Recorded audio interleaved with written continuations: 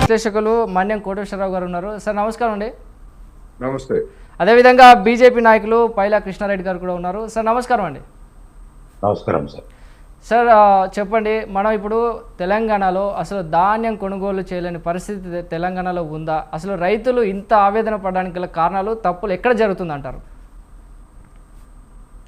Sir, ముందుగా మీకు స్వతంత్ర ప్రేక్షకులకు ఈ చర్చా వేదికలో పాల్గొంటున్న వివిధ పార్టీల నాయకులకు, పెద్దలందరికీ నమస్కారాలు తెలియజేసుకుంటున్నాను సార్. ముఖ్యంగా ఏంటంటే రైతుల సమస్యను, రైతుల ఇబ్బందులు అనేది అగమ్య గోచరంగా తయారైంది కాంగ్రెస్ ప్రభుత్వ ఏలుబడిలో. మరీ ఘోరంగా తయారైంది. గతంలో కూడా ఉండేది కానీ ఇంత పెద్దంలో ఉండేది కాదు. ఈరోజు రైతుల గురించి పట్టించుకున్న లేరు, ఎమ్మెల్యేలు పోయేటోళ్ళు లేరు, ఈ మంత్రులు పోయేటోళ్ళు లేరు. ఎంతసేపు వాళ్ళ డిస్కషన్లు అన్నీ కూడా మేము ఏదో చేస్తున్నాము, రైతు సర్కార్ అని చెప్పుకోవడము, ప్రజా సర్కార్ అని చెప్పుకోవడం తప్ప ప్రజలకు, రైతులకు ఉరగబెడుతుంది ఏమీ లేదు ఇక్కడ. ఎందుకంటే ఇంత గట్టిగా మాట్లాడాల్సిన అంశం ఎందుకు వస్తుందంటే, ప్రత్యక్షముగా రోడ్డులు ఎక్కి రైతులు ఇది చేస్తున్నారు, ధర్నాలు చేస్తున్నారు, ఇబ్బందులు పడుతున్నారు. ఇవందరూ చూస్తున్నారు. ఏమో ఒక దగ్గర జరిగింది, ఒక జిల్లాలో జరిగిందో, ఒక కాన్స్టిట్యున్సీలోనో ఒక ప్రాంతంలోనో జరిగింది అనుకుంటే, ఏదో అక్కడ అధికారులు లేదంటే ఏదైనా ఇబ్బందో జరిగిందంటే దాన్ని మనము ఎన్నో ఒక దగ్గర జరిగిందిలే అనుకుంటాం. కానీ ఇది రాష్ట్ర స్థాయి మొత్తంలో జరుగుతుంది. ఎక్కడైతే యాసంగి పంట వచ్చిందో అక్కడ ప్రతి దగ్గర, కొనుగోలు దగ్గర ఇబ్బంది జరుగుతుంది. దీనికి అక్కడ వాస్తవంగా జరుగుతున్న ఏంటంటే సార్, అక్కడ అధికారులు కరెక్ట్ లేరు, కాంటా సరిగా అవుతలేదు, కాంటా పెట్టిన తర్వాత లారీలు అలగేట్ చేస్తలేరు, కనీసము ధాన్యం కొనుగోళ్లకు సంచులు ఇస్తలేరు. ఇంతకుముందు దబడాలు ఇచ్చేది, సుతిల్ దారాలు ఇచ్చేది, అవి కూడా లేదు. ఇంతకుముందు కవర్లు కూడా ఇచ్చేది. ఆ కవర్లు అకాల వర్షాలు పడితే ధాన్యం కాపాడుకో ఏది లేదు. ఇప్పుడున్న ప్రభుత్వం నిమ్మకు నీరెత్తినట్టు కూర్చోవడము, ఎంతసేపు పెద్ద పెద్ద మాటలు తప్ప ప్రజలు కొరగబెడుతుంది, రైతులు కొరగబెడుతుంది ఏం లేదు. ఇక్కడ ఫస్ట్ నుంచి ఏం జరుగుతుందంటే సార్, కాంటా దగ్గరికి వచ్చిన తర్వాత కూడా ప్రాపర్గా కొనుగోళ్లు జరగట్లేదు, అధికారులు సరి అయిన సమయానికి రావట్లేదు. దీనికి అంతటి కారణం ఏంటంటే, మార్కెటింగ్ సొసైటీల పదవి కాలం అయిపోయినాయి, దానికి ప్రత్యేక అధికారాలను పెట్టినరా, మరి ఎవరు ఆ బాధ్యత చూస్తున్నారో తెలియదు. ఎమ్మెల్యేలు అయితే ఇక ఏ ఒక్క కాన్స్టిట్యున్సీలో ఎవరు కనబడతలే. హైదరాబాద్లో పైరవీలకు తప్ప రైతుల కల్లాల దగ్గరికి ప్రారంభోత్సవానికి వస్తామని చెప్తారు. అక్కడ అంటే సార్, రైతులు ఏమంటారు అంటే, నాయకులు ఏమంటున్నారంటే, మా కాన్స్టిట్యున్సీస్లో ఎక్కడ కూడా ఎటువంటి ప్రాబ్లమ్స్ లేవు, రైతులు హ్యాపీగానే ఉన్నారు, వాళ్ళ ధాన్యం కొనుగోలు జరుగుతున్నాయి, సో సోషల్ మీడియాలో వచ్చే ఈ దుష్ప్రచారాలను నమ్మొద్దండి అని చెప్పేసి నాయకులు అంటున్నారు. దీనిపై మీరేం చెప్తారు? సరే, నేను అందుకనే మీకు ముందుగానే చెప్పిన, గొప్ప ప్రభుత్వము ప్రజలకేదో ఒరగబెడుతుందని చెప్తారు, వీళ్ళు మాటలు మాట్లాడతారని నేను ముందే ఆ పదాన్ని యూజ్ చేశాను. ఎందుకంటే రైతులకు కానీ ప్రజలకు కానీ చెప్తున్నది ఒకటి, చేస్తున్నది ఒకటి అనేది ముందే చెప్పాను. ఎందుకంటే వీళ్ళ మాటలు నమ్మితే మరి రైతులు ఎందుకు రోడ్ ఎక్కుతున్నట్టు? వీళ్ళు మాట్లాడేది చెప్పితే ఉంటే రైతులు ఎందుకు ఎక్కుతున్నారు, రైతులు ఎందుకు ఇబ్బంది పడుతున్నారు? ఈ రోజు వరకు పూర్తి స్థాయిలో కొనుగోలు ఎందుకు జరగట్లేదు? పూర్తి స్థాయిలో ట్రాన్స్పోర్టేషన్కు లారీలను ఎందుకు అలగేట్ చేయట్లేదు? ఇక్కడి నుంచి వెళ్ళిన తర్వాత మిల్లర్ల దగ్గర ఎందుకు ఆగుతున్నాయి 4-5 రోజులు? అక్కడికి వెళ్ళిన తర్వాత ఇప్పుడు ఇక్కడ రైతు కళ్ళం దగ్గర కాంటా పెట్టిన తర్వాత ఒక 10 క్వింటాళ్ళు ఇక్కడ తరుగు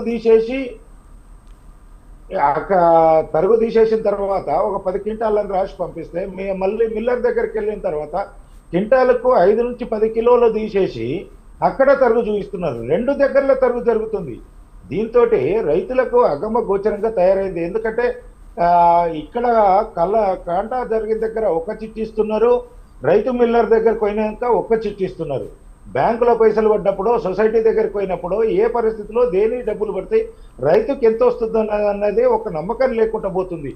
దీనికి అందరికీ కారణం ఏంటంటే ప్రభుత్వ వైఫల్యం సార్. ఎందుకంటే ఎప్పుడైనా నేను సామరస్యంగానే మాట్లాడతాను, ఈ ఇబ్బంది కొద్దిగా ఎవరిని నొప్పించకుండానే సమస్యను మాట్లాడతాను. కానీ ఇప్పుడు ఇది మాట్లాడుతున్నామంటే చాలా జటిలంగా ఉంది. రైతుల సమస్యలు ఇక మనము చెప్పడం కాదు, ప్రత్యక్షంగా చూస్తే ఆ కళ్ళం కాడ పొద్దుటి నుంచి పొద్దుమీక దాకా ఎండలో నిలబడము, రాత్రులు ఒక తెల్లం దాకా కావాలి వండుకోవడము, ఎంత ఇబ్బంది.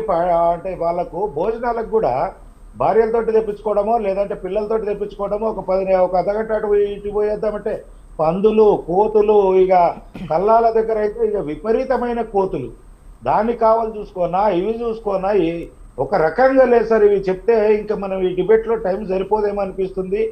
రైతు పంట పండించిన దగ్గర నుంచి పంటను పందుల దగ్గర నుంచి కాపాడుకోవడానికి, అక్కడ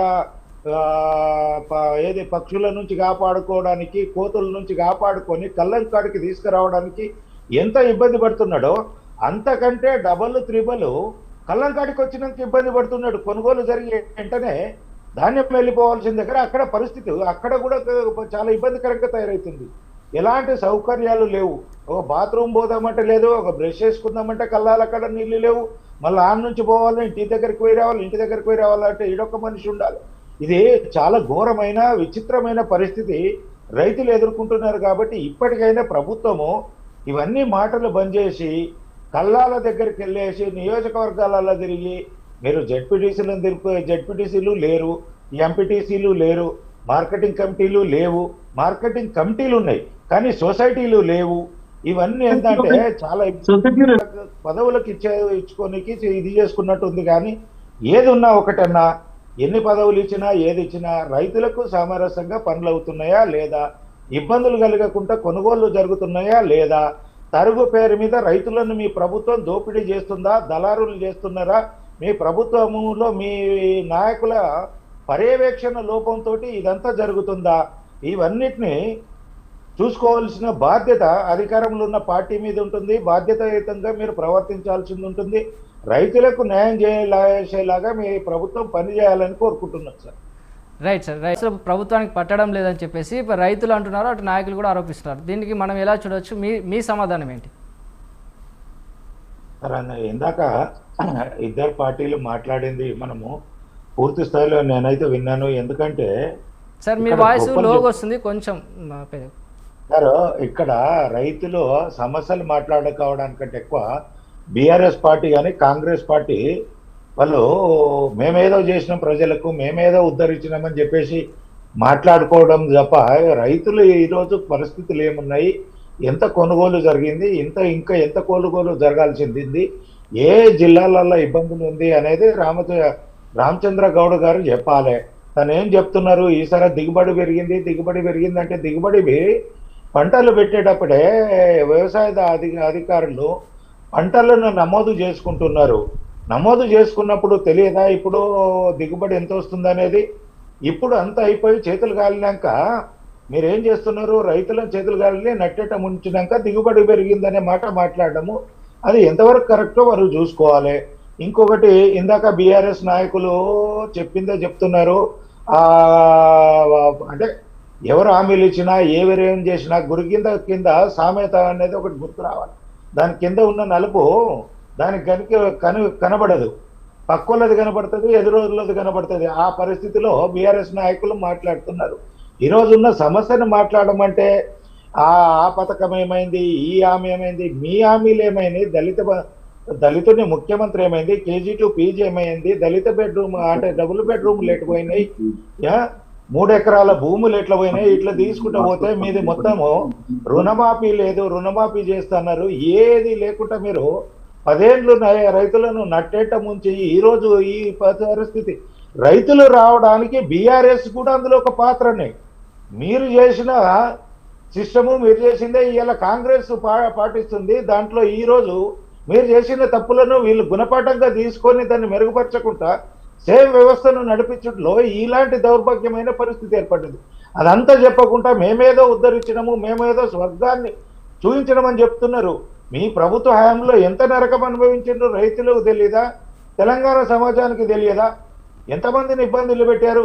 ఏదో ఢిల్లీకి ఇది ఉన్నది, మళ్ళా బడే బాయ్ చుట్టపై, అవన్నీ అవసరం లేదు. కేంద్రము రాష్ట్రం అన్నప్పుడు అన్నదమ్ముల్లాగానే పనిచేయాలి.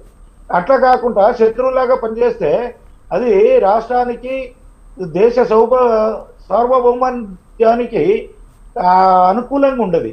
మీకు విభజన తెలిసిన వాళ్ళు కాబట్టి ఎంతసేపు ఏది ఎట్లా ముక్కలు చేయాలి, కుటుంబాన్ని మీరు ముక్కలు చేసుకున్నారు కదా, కన్న కూతురుని పక్క పెట్టిను, తోడబుట్టిన చెల్లెని పక్క పెట్టినట్టు ప్రతిదీ విడగొట్టే విధంగా మీరు చూడడము, వేరే పార్టీలో గెలిచిన ఎమ్మెల్యేలను తీసుకోవడము, ఆ పార్టీలను చిన్నాభిన్నం చేయడము ఒక దుష్ట సాంప్రదాయానికి లేవనెత్తింది బీఆర్ఎస్ పార్టీ కదా. ఇలా మీరు సామెతలు ఎట్లా చెప్తారండి? కొద్దిగానే ఉండాలి. ఈ రోజు రైతు సమస్యలు ఎదుర్కొంటున్న దాని గురించి మాట్లాడండి, కళ్ళల కాడ జరుగుతున్నది మాట్లాడండి, రైతులు ఏ జిల్లాలో ఏముందో మాట్లాడండి. మేమేదో ఉద్ధరించడమని మాట్లాడితే ఎదుటోడు మాట్లాడితే తలెత్తుకోలేని పరిస్థితి ఉంటుంది బీఆర్ఎస్ పరిస్థితి. అది కాదు. ఈ రోజు మీరు బీజేపీకి కాంగ్రెస్ కు అంటగట్టడం మానండి. మీరేం చేసిండ్రో చెప్పడం మీ ప్రధానమంత్రి గారి ప్రశ్నిస్తే తట్టుకోలేని పరిస్థితిలో ఉన్నారు. వాళ్ళ అసమర్థను ప్రశ్నిస్తే వాళ్ళు తట్టుకోలేని పరిస్థితిలో ఉన్నారు. అవును, బడే బాయ్ చోటే బాయ్ అంటే తప్పేముంది? ఒక్క సెకండ్ అండి, ఒక్కరు సార్ రామ్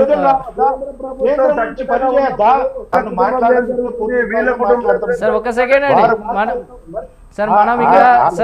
మనం ఇక్కడ రైతుల ప్రాబ్లం, రైతులకు సంబంధించి ధాన్యం కొనుగోలు గురించి డిస్కస్ చేసుకుందాం. వ్యక్తిగతంగా ఎవరు వెళ్ళకండి. కృష్ణారెడ్డి గారు, కేసీఆర్ గారి కుటుంబం, అన్ని కుటుంబాలలో సమస్యలు ఉంటాయి.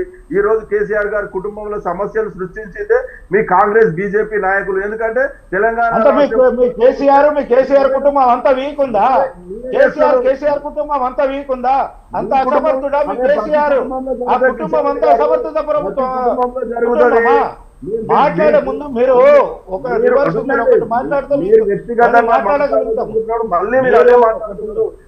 టాపిక్ రైతుల మీద, రైతులకు రైతు బంధు కేసీఆర్ అదే మాట్లాడండి. మరి మీరు ఏదో ఉద్ధరించడమని చెప్పడం రైట్ సార్. రైట్, ఒక్క నిమిషం అండి సార్. యాదగిరి గారు 1 సెకండ్ అండి. ఇప్పటిదాకానైతే రైతులు మనం ఎంత చెప్పుకున్నా, ఎవరెంత చేసినామన్నా, రైతులు ఈ రోజు ఈ ఘోషపడుతున్న దానికి పరిస్థితులకు గత ప్రభుత్వం కానీ ఇప్పుడున్న ప్రభుత్వము కారణము. దీన్ని ఇప్పటికైనా మనం ఒకరినొకరిని నిందించుకోవడము, నువ్వేం చేసినామంటే కాదు. రైతులు తీవ్ర ఇబ్బందుల్లో ఉన్నారు. కొనుగోళ్లు సక్రమంగా జరగాలి. ఇప్పుడు వెంటనే యుద్ధ ప్రతిపదికన రాష్ట్ర ప్రభుత్వము చర్యలు తీసుకుని ప్రతి ఎమ్మెల్యే కానీ, ప్రతి మంత్రి కానీ, ప్రతి ఒక్క పార్టీ నాయకుడు నియోజకవర్గాలలో ఉండి ఒక హెల్ప్ లైన్ లాగానన్నా ఏదన్నా ఒకటి కలెక్టర్ దగ్గరనో లేదంటే వ్యవసాయ అధికారి దగ్గరనో పెట్టి ఎక్కడ ఏ ప్రాంతంలో ఉన్నది తెలుసుకునే విధంగా ఒక హెల్ప్ లైన్లు పెట్టాలి. లేదంటే రాష్ట్ర స్థాయిలోనన్నా 1-2 హెల్ప్ లైన్లు పెట్టి రైతుల సమస్యలకు ఎక్కడ ఏ అధికారుల దగ్గర ఏ ఇబ్బంది దగ్గర ఉంది, ఏ కొనుగోలు జరగట్లేదు, ఏ మిల్లర్ దగ్గరికి పోయిన తర్వాత ఆ లారీ అన్లోడ్ కావట్లేదు అనేది ఫోన్ చేసి కంప్లైంట్ చేస్తే దానికి రెస్పాన్స్ అయ్యే విధంగా ఉండాలి. కానీ మనం ఎంతసేపు గొంతులు దించుకొని ఒరుకుంటే, నేనేదో గొప్ప అనుకుంటే, నువ్వేదో గొప్ప అనుకుంటే రైతు సమస్యలు తీరేటి కాదు. దీనికి యొక్క పరిష్కార మార్గం ఏమి లేదు. ఎమ్మెల్యేలు, మంత్రులు అందరూ నియోజకవర్గాలలో ఉండాలి, లేదా హెల్ప్ లైన్లు పెట్టాలి. దానికి ఎక్కడ కొనుగోలు జరగకపోతే అక్కడ యుద్ధ ప్రతిపదికన చర్యలు తీసుకోవాలి. అక్కడ అధికారులను కానీ మిల్లర్ల మీద తప్పైతే, ఎవరిది తప్పైతే వాళ్ళ మీద చర్యలు తీసుకునే విధంగా ప్రభుత్వం ముందుకెళ్లాలని చెప్పేసి తెలియజేస్తున్నాను సార్. Right sir, right.